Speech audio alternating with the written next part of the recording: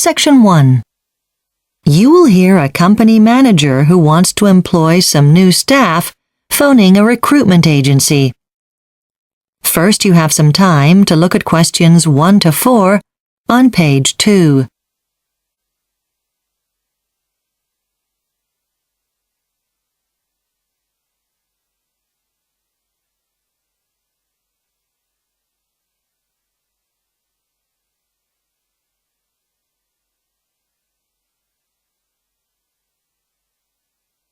You will see that there is an example that has been done for you. On this occasion only, the conversation relating to this will be played first. Hello, Morgan Recruitment Agency. How may I help you? Hello. I need to employ some new staff for my company, and I believe your agency can help with that. Yes, of course. First, I'll get some details from you. Can I have your name, please? Sure. My name is Peter Smith. The manager of the company is called Peter Smith, so Smith has been written in the space. Now we shall begin. You should answer the questions as you listen, because you will not hear the recording a second time. Listen carefully and answer questions 1 to 4. Hello, Morgan Recruitment Agency. How may I help you? Hello. I need to employ some new staff for my company, and I believe your agency can help with that. Yes, of course. First, I'll get some details from you. Can I have your name, please? Sure. My name is Peter Smith. And can I also get a contact number? Our number here is 047 888 3925. Thank you. Can I also take down some details about your company? What's your company name? It's Vander Transport. Is that V-A-N? That's N for November, D-E-R? That's right. We are a large trucking company. The transport industry is really booming, especially for fresh fruit and vegetables, isn't it? Yes. We have a fleet of refrigerated trucks, though, so we mostly carry frozen goods, fish, vegetables, pizza, all sorts. I see. So you said that you need some new staff members. When would you need them to start? We'd like them to start around the 27th of August. Just looking at my calendar here, the 27th is a Sunday, so do you mean the 28th? Ah, yes, that's right. We're hoping to hold any interviews around July 29th. I'll get more details of that later. Before you hear the rest of the conversation, you have some time to look at questions 5 to 10 on page 2.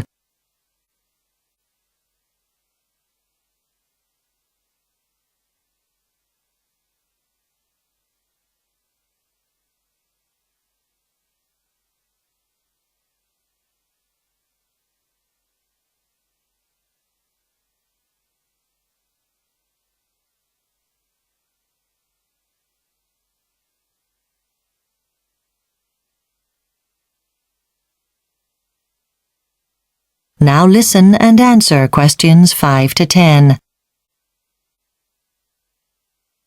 Okay, now could you tell me about the jobs you have available so we can hopefully find some suitable candidates? Sure. The first position is an office manager.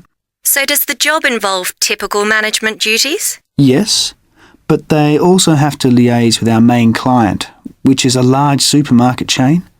So a background in a company like that is essential. Okay, I'll note that down. It sounds like an important role. What are the minimum qualifications? Do they need a university education like a degree? Yes, candidates would definitely have one. Okay. Can you tell me about the next position? We're looking for a full-time mechanic. So I assume the job will involve doing general repairs on trucks. Yes, that's right. And one of the other key responsibilities is to produce a written report for each vehicle. I think we have several people on our books that would be suitable. And will the mechanic be doing much travelling? Some, yes, but not a great deal. Unlike our next vacancy, that's for a full-time truck driver. Right. What kind of shifts are they expected to work? They usually travel around 1,000 kilometres over a 5-day period. I see. This job is different to our usual ones, though. It involves moving animals. That sounds interesting. Yes. Our company has just got a new contract, so we've bought new trucks and want a driver with that kind of experience. Great. Is there anything else I should make a note of? Well, we own all of the trucks, but apart from their driving duties, it is up to all our drivers to clean their vehicle between trips. We do give them extra time for that. Okay. And are there any other positions available? Yes, we're looking for a warehouse supervisor. And what will this involve? They'll be in charge of our new warehouse. It's located close to the airport. We've recently moved out of the city centre. Oh, that must be more convenient. And what are some of the requirements for this role? The successful candidate would be able to work effectively in a busy environment. Sometimes they'll be on call 24 hours for our nighttime deliveries. So, given the hours they'll be working, I assume it will be necessary for the candidate to have a car? Yes, that's right. Buses and trains just don't operate at those times, unfortunately. OK, Mr. Smith. I'll have a look at the job seekers we have on our books and see if we have any suitable candidates for the positions you have available. That is the end of Section 1. You now have half a minute to check your answers.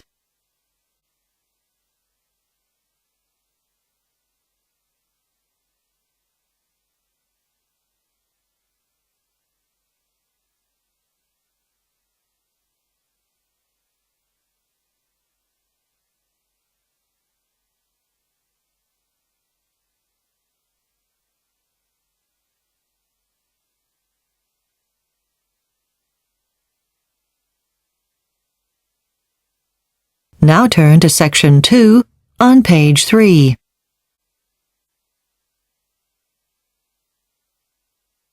Practice of the day. You will hear a tour guide introducing a museum to a group of tourists. First, you have some time to look at questions 1 to 7.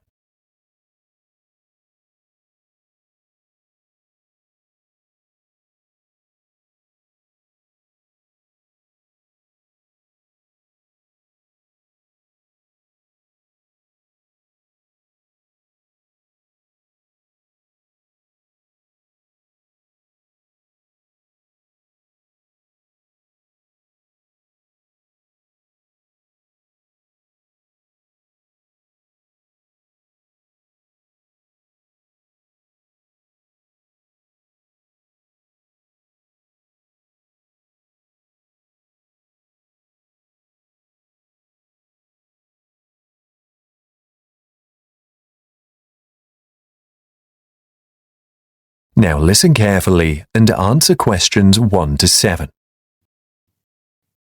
Good afternoon. Welcome to Barton Museum. I am Carly and I am your tour guide. I would be taking you through all the places of interest in this museum before we actually set out to go.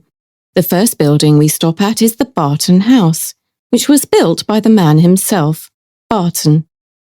When he first came to this area, it was largely uninhabited, and as a matter of fact, this place was a vast expanse of land where an abandoned farm was situated. After he bought it, he began building, and in about 3 years, the basic structure was complete, although he never really stopped building. As a man who loved the arts, Barton spent a good fortune on them. He had several paintings from all over the world, and his gallery is still considered one of the best in town. One of the most notable of his collection is the Chinese wallpaper, which was painted in the 18th century. Rumour has it that he paid hundreds of thousands of dollars for the piece of art. Barton kept adding some features to his house every year. He did this until the night he died. He was building a new bird room in which he collapsed and never came to himself. His dining room is also beautifully adorned with antiquity, from the tables to the stools to the mats. The chairs were bought from some Japanese merchants in the area then. Looking at the location of his house, which sits some feet higher than surrounding lands, it is possible to see areas of just green, lush vegetation that run for miles. At the backyard there is a garden which he started himself. He used to care for the plants there personally and made sure they never lacked water. He detested fertilizers as he believed that it would spoil the cycle of growth of the plants in the garden. He had some trees in the garden. They are not ordinary trees, but some rare ones, and they have been alive for decades now. Under one of those trees was his favourite spot, and history tells us that he used to sing and pray under the tree. Recently, the government brought in some flamingos here, as the environment supports their growth and development well. They are believed to make the scenery livelier and more beautiful. Although there are many exotic animals in the garden, swans are still the most popular animal here. They seem to be everywhere, and it was said that Barton thought that they were a gift from the heaven. It was forbidden to kill or hurt any of these animals in his time. Before you hear the rest of the talk, you have some time to look at questions 8 to 10.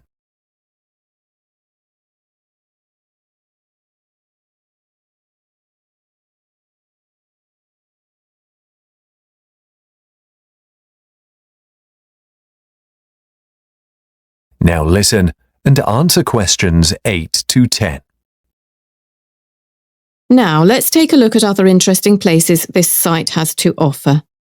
Away from the backyard there is a gallery just at the right side of the road, a few feet from the entrance, and there is usually a history exhibition every week. Halfway down the path, to the east of the toilet, we have the woodland, and the area is just beautiful. Barton decided to have it just because he loved the view. If you keep walking down the path in front of you to the west of the site, you will see a large gift shop beside the toilet. It has a large collection of handicrafts. These handicrafts are not actually made by Barton himself, but are imitations of his artistic works. As you have heard enough about this man, we would now proceed to see these things for ourselves. And I'm very sure that you... That is the end of today's practice.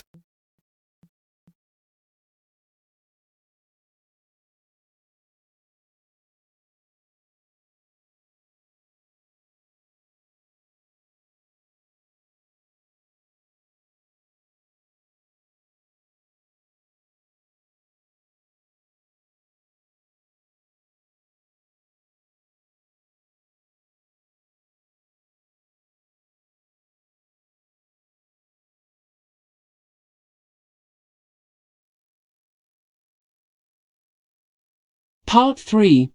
You will hear two students, Alice and Tim, talking about the lectures they have had recently. First, you have some time to look at questions 21 to 25.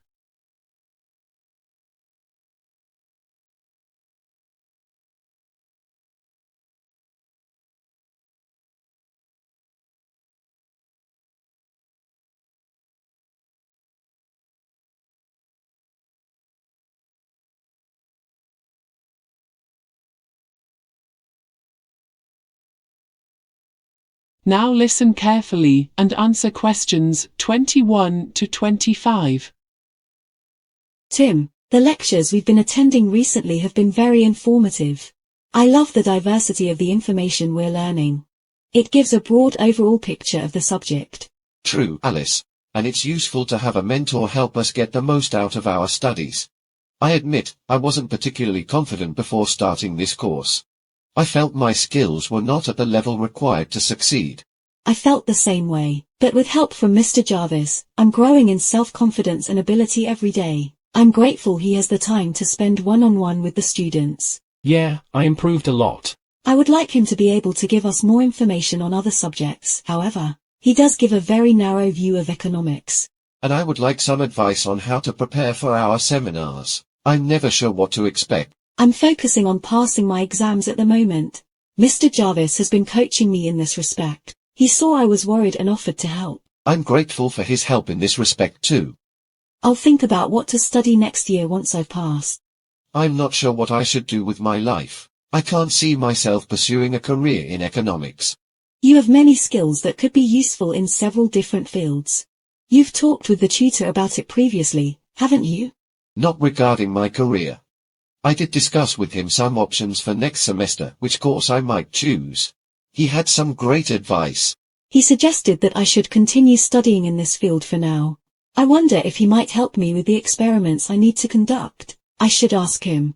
Great idea. How do you feel about the essays we've been required to write? I thought it can be difficult, and it is actually. But I'm just able to deal with it. There are so many assignments to complete. If they were any harder, I don't think I could manage. I feel the same way. I was talking with John yesterday, and he believes the level of difficulty for our assignments could be higher, that they are too basic for him. I'm happy for him. I think this subject poses many challenges though. Why do you say that? Your mathematical skills are very high. I heard you aced all your exams throughout high school. At first the subject didn't pique my interest. I've had no previous experience in economics, so this is all new ground for me. Before you hear the rest of the discussion, you have some time to look at questions 26 to 30.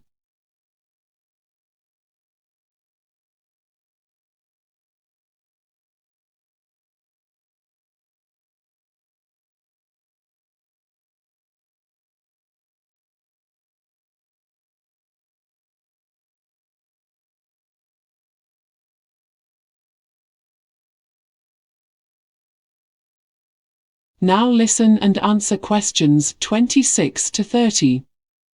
Well, you seem to be succeeding despite your misgivings. My one concern is that we don't have the opportunity to put the theory we're learning to any practical use. We learn many formulas and strategies, but with no practical application, it feels like we are wasting our time.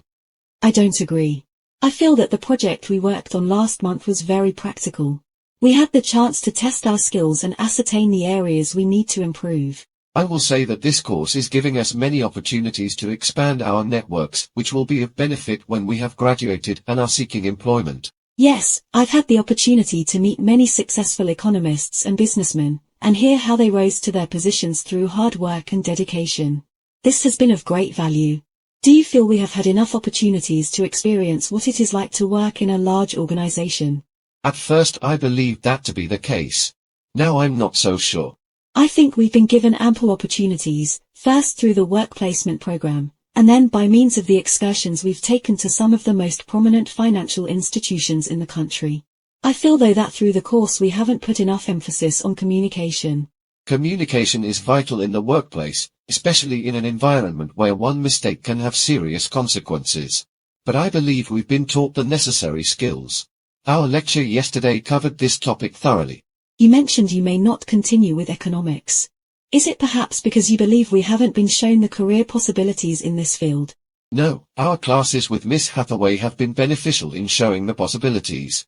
It seems the teachers here would like us all to continue in our study. They take every opportunity to assist us in identifying what specific career to pursue. I agree. They have made it very clear what our options are, which I'm thankful for. That is the end of part 3. You now have 30 seconds to check your answers.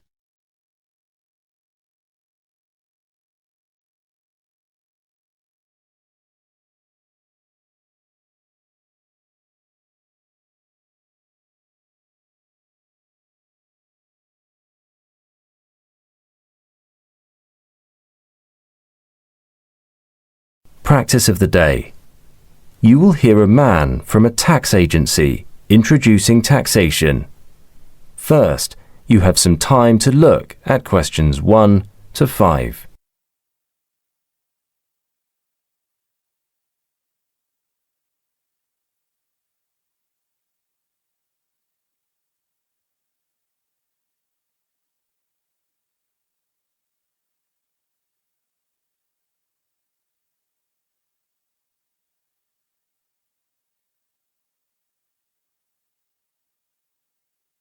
Now, listen carefully and answer questions 1 to 5.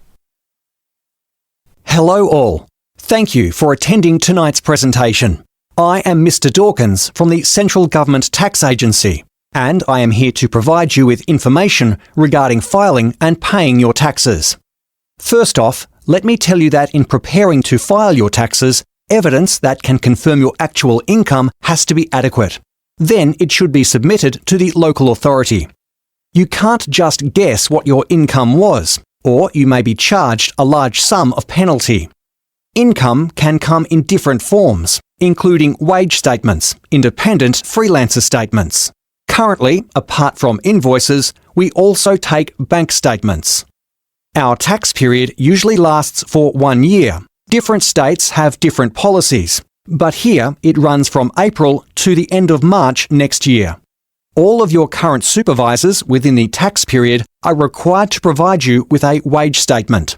If you have not received an annual wage statement within 1 month of the end of the fiscal year, you should contact us and we will request them to send this statement immediately. But you need to ask your employers to provide the employment statement, because that's something we can't help.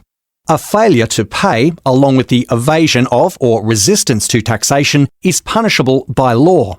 If you do not file an annual tax return, you may find that you will have to pay a penalty, up to $3,000 in some instances. So you'd better file your taxes promptly, since the government does not tolerate this. Everyone should make sure they file a tax return in a timely manner. Before you hear the rest of the conversation, you have some time to look at questions 6 to 10.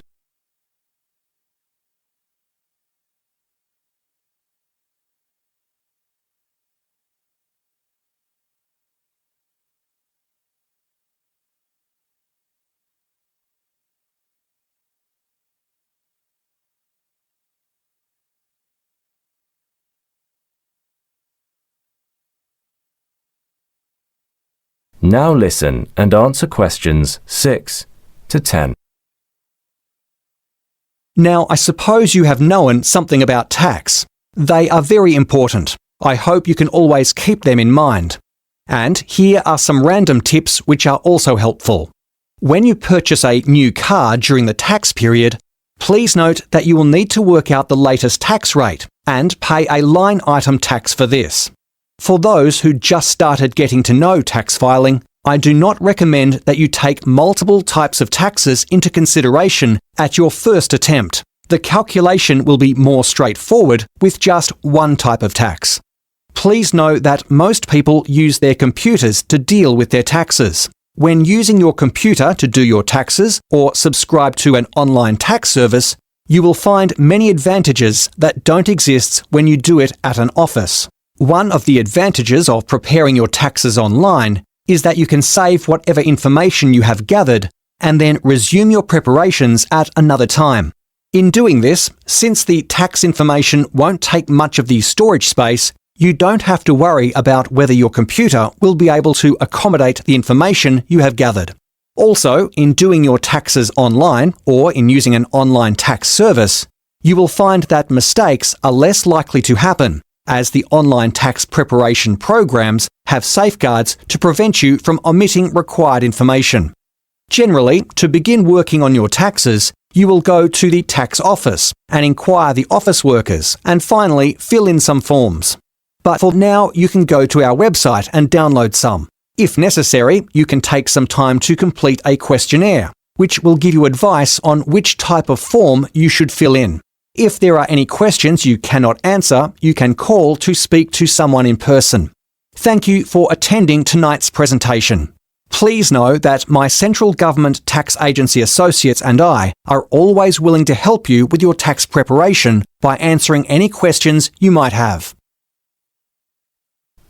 That is the end of today's practice.